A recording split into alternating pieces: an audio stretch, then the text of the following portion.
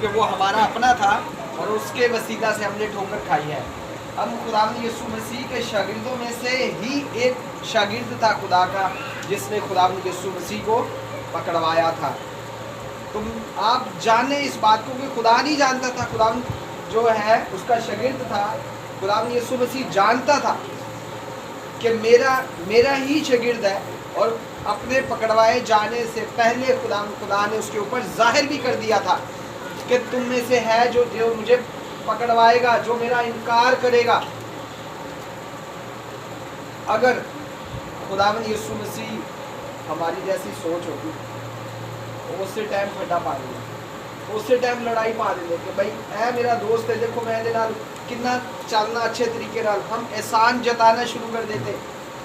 लेकिन खुदा ने क्या इख्तियार की? खामोशी इख्तियार की। हालेलुया। आज हमें भी अगर कोई हमारा बहन भाई ठोकर का सबब बनता है तो हमें खामोशी इख्तियार करनी है।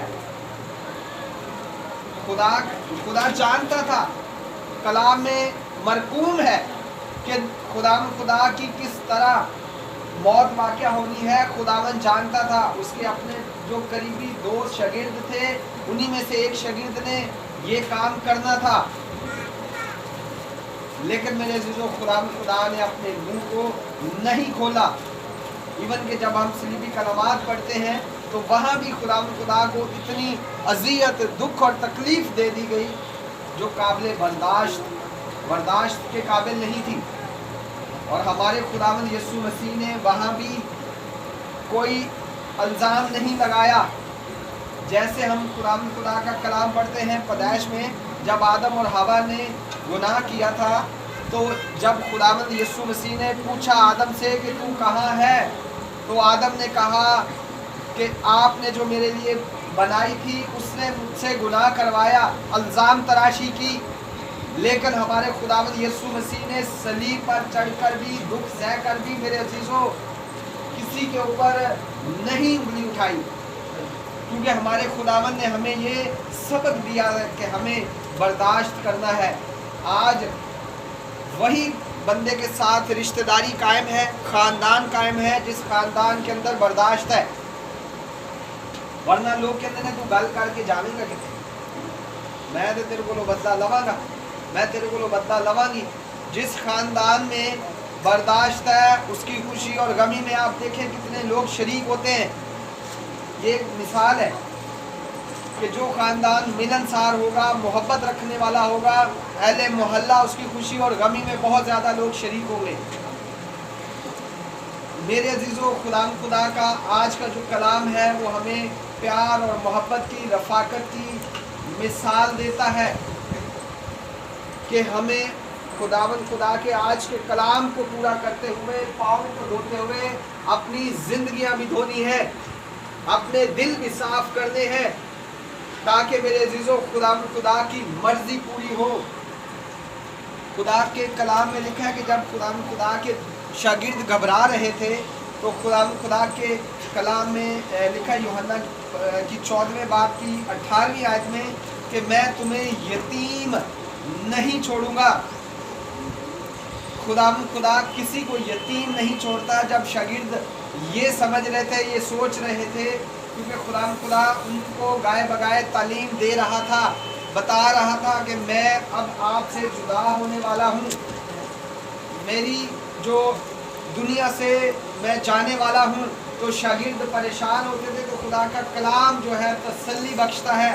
खुदा के कलाम में लिखा है कि मैं तुम्हें यतीम नहीं छोड़ूंगा। फिर आगे लिखा है कि तुम्हारा दिल ना घबराए और ना डरे। ऐसी कई मिसालें मेरे अजीज़ों खुदा के ज़िंदा कलाम में हमें मिलती हैं कि जहाँ खुदा हमें साथ साथ इत्मीनान और तसल्ली भी बख्शता है। जब हमारी दुनियावी ज़िंदगी में कोई शख्स करीबुल मर्ग होता है, जाने के करीब होता है, तो हम बड़ा उसका ख्याल करते हैं।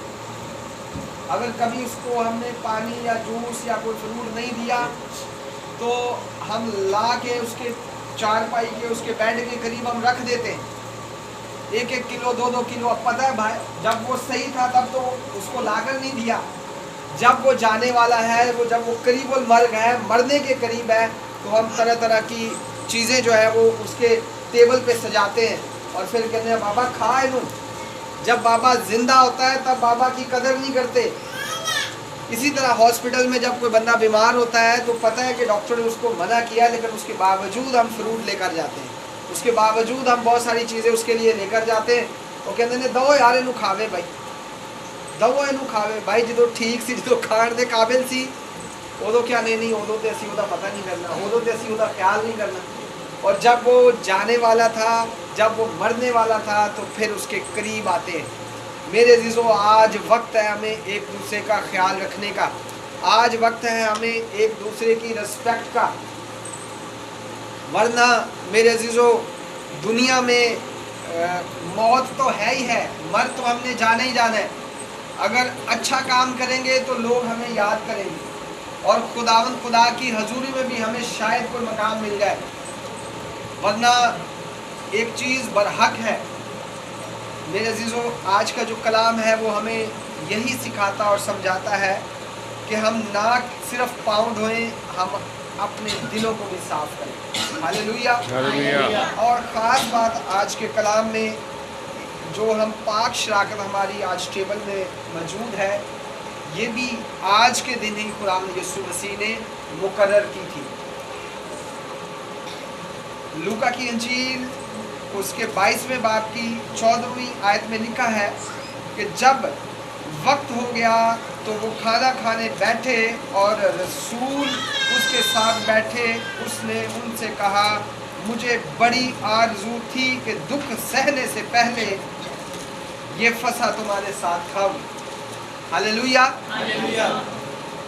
खुदा मैं फिर कोई बात करूँगा कि दुख सहने खुदा की कितनी बड़ी मोहब्बत और की मिसाल है कि खुदा को पता है कि मेरे साथ क्या होने वाला है, लेकिन उसकी ख्वाहिश है, क्या है उसकी ख्वाहिश है कि आखिरी खाना जो है वो मैं तुम्हारे साथ खाऊं। जब अदालत में किसी को फांसी चढ़ाया जाता है तो फांसी चढ़ाने से चंद घंटे पहले उससे पूछा जाता है कि आपकी आखिरी ख्वाहिश क्या है।